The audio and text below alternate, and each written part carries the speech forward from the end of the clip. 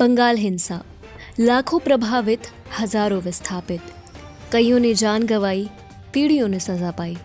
लेकिन इस सब के बाद आखिर सुप्रीम कोर्ट ने बंगाल हिंसा की याचिका पर सुनवाई करते हुए क्या कुछ कहा। नमस्कार, TFI पर आपका स्वागत है और मैं दीक्षा नेगी आपको बताऊंगी कैसे आप सुप्रीम कोर्ट ने बंगाल हिंसा पर सुनवाई करते हुए चुनाव के बाद हुई हिंसा के कारण लाखों लोगों के विस्थापित होने के लिए ममता सरकार से जवाब मांगा है। पश्चिम बंगाल में हुई हिंसा को लेकर कल सुप्रीम कोर्ट में एक याचिका पर सुनवाई हुई। SIT जांच और लोगों को सुरक्षा देने के लिए दायर याचिका पर सुप्रीम कोर्ट ने सुनवाई करते हुए बंगाल चुनाव के बाद हुई हिंसा के कारण 1 लाख लोगों के विस्थापित होने के लिए ममता सरकार से जवाब मांगा है। न्यायमूर्ति विनीत शरण तथा न्यायमूर्ति BR गवई की पीठ ने सुनवाई करते हुए सोमवार को पश्चिम बंगाल सरकार को नोटिस जारी किया है। अगली सुनवाई 7 जून को होगी।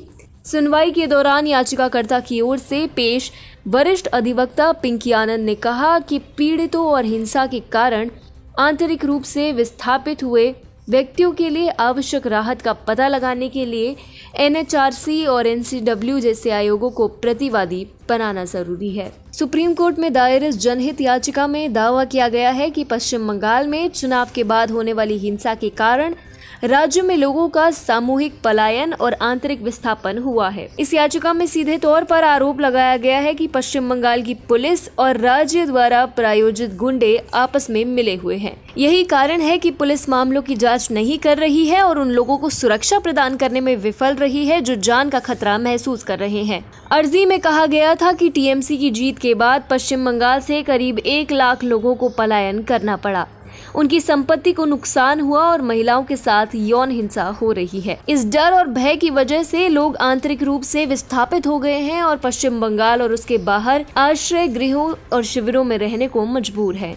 याचिका में कहा गया था कि राज्य में सत्ताधारी TMC के लोग लगातार विपक्ष समर्थकों पर हमला कर रहे हैं। 19 लोगों की हत्या हुई है। विपक्षी पार्टी के दफ्तरों के अलावा आम नागरिकों की संपत्ति को भी नुकसान पहुंचाया जा रहा है, लेकिन पुलिस मूक दर्शक बनी बैठी है। उल्टा उन पर अपने साथ हुई घटनाओं को दर्ज न करवाने के लिए दबाव बनाया जा रहा है। सामाजिक कार्यकर्ता अरुण मुखर्जी और अन्य द्वारा दायर जनहित याचिका में कहा गया है कि वे 2 मई से पश्चिम बंगाल में चुनावी हिंसा के बाद से व्यथित हैं।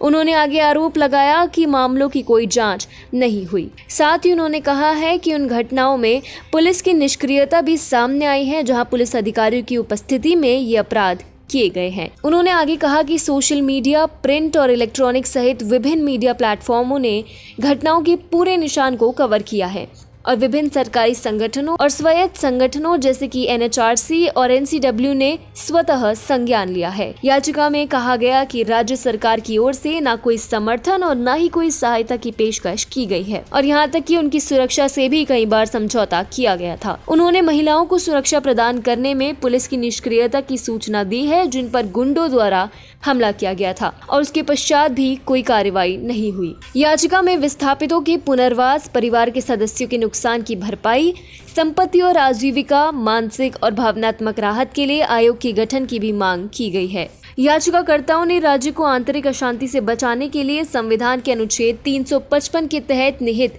अपने कर्तव्य का निर्वहन करने के लिए केंद्र को निर्देश देने की मांग की है। सुप्रीम कोर्ट ने केंद्र सरकार को भी नोटिस भेजा है और जवाब मांगा है। साथ ही कोर्ट ने आगे कहा कि केंद्र को पलायन के पैमाने और कारणों का आकलन करने के लिए एक जांच आयोग का गठन करना चाहिए और साथ ही पश्चिम बंगाल को चुनाव के बाद की हिंसा से प्रभावित आंतरिक रूप से विस्थापित व्यक्तियों को उनके पुनर्वास के लिए प्रावधान करके दीर्घकालिक राहत प्रदान करने के लिए निर्देशित करना चाहिए। अब इस याचिका की सुनवाई के बाद कोर्ट ने ममता बनर्जी से हिंसा और उसकी वजहों से हुई लाखों लोगों की विस्थापना के लिए जवाब मांगा है।